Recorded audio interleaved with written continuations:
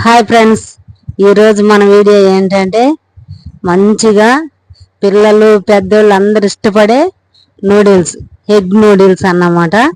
అది మనం చేసుకుంటున్నాం. ఎలా చేసుకోవాలో చూపిస్తారండి. ఇది నేను చేయటం లేదండి, మా ఆయన చేస్తున్నాడు. అయినా సూపర్గా మంచి టేస్ట్గా ఎక్సలెంట్గా చేశాడు. ఇక్కడ పొయ్యి మీద గిన్నె చూసారా, ఎంత పెద్ద గిన్నె పెట్టాడో. ఏది చేసినా కానీ భారీగా చేస్తాడన్నమాట. ఆ గిన్నె పెట్టి నీళ్లు పోసి ఒక 2-3 లీటర్లు నీళ్లు పోసి 2 టీ స్పూన్లు ఆయిల్ వేసి ఉప్పేసి నీళ్లు పొయ్యి మీద పెట్టేశాడు. అవి నీళ్లు మరుగుతున్నాయి. ఇక్కడ మేము నూడిల్స్ 4-5 నూడిల్స్ తీసుకున్నాము.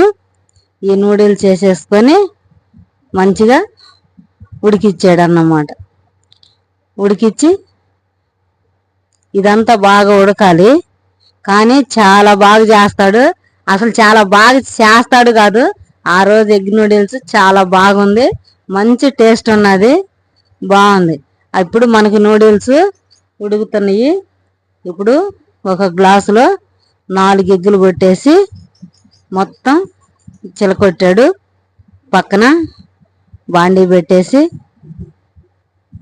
ఇట్ట మొత్తం మంచిగా చిలకొట్టేసి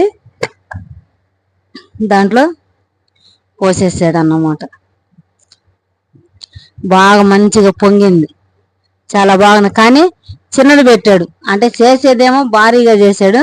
ఇక్కడ బాండీ చిన్నగా పెట్టాడు. అది అంత చిన్నగా పెట్టామంటే ఒట్టి ఆమ్లెట్ కోసం పెట్టాను అన్నాడు. ఇప్పుడు ఆమ్లెట్ మనకు రెడీ అయిపోయింది. దీన్ని మనకు నూడిల్స్ వేసుకోవడానికి చిన్న చిన్న ముక్కలుగా చేసుకొని చిన్న చిన్న ముక్కలు కట్ చేసుకొని దాంట్లో కొంచెం మిరియాల పొడి వేసుకోవాలి.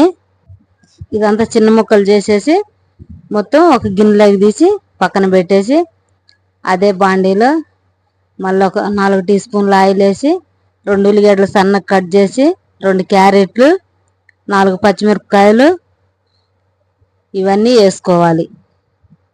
ఇవి కొంచెం మంచిగా ఫ్రై అవ్వాలి.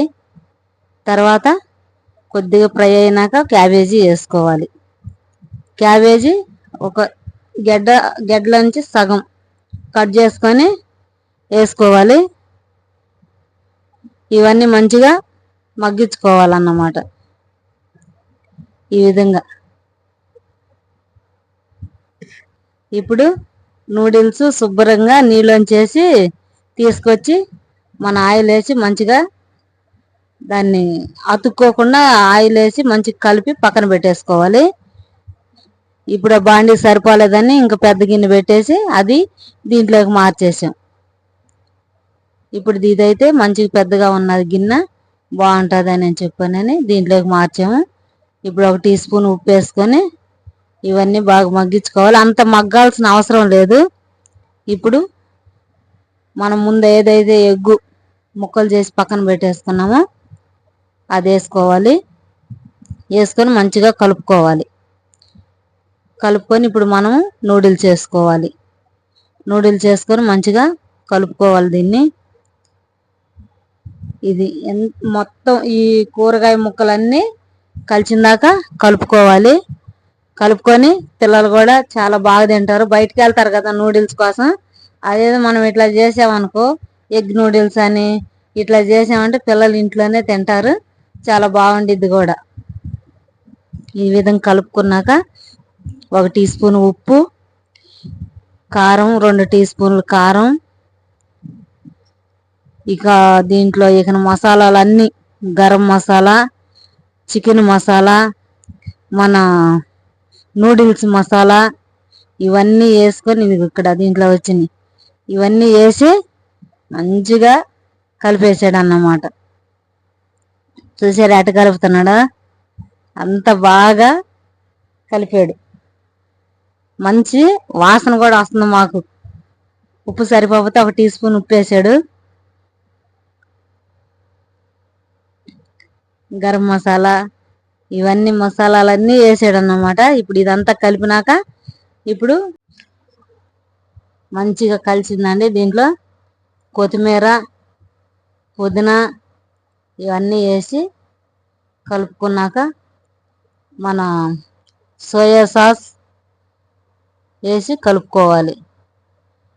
ఇంక సాసులన్నీ వేసేడ్లండి. సోయా సాసు, వెనిగర, మన రెడ్ చిల్లీ సాసు,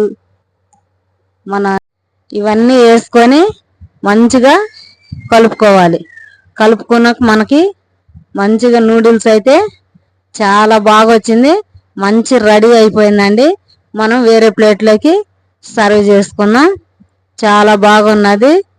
ఈ వీడియో కనుక మీకు నచ్చినట్లయితే లైక్ చేయండి, షేర్ చేయండి, సబ్స్క్రైబ్ చేసుకోండి. ఈ నూడిల్స్లో నిమ్మకాయ పిండుకొని పక్కన ఉల్లిగడ్డ పెట్టుకొని తింటే చాలా బాగుండిద్ది. Thank you.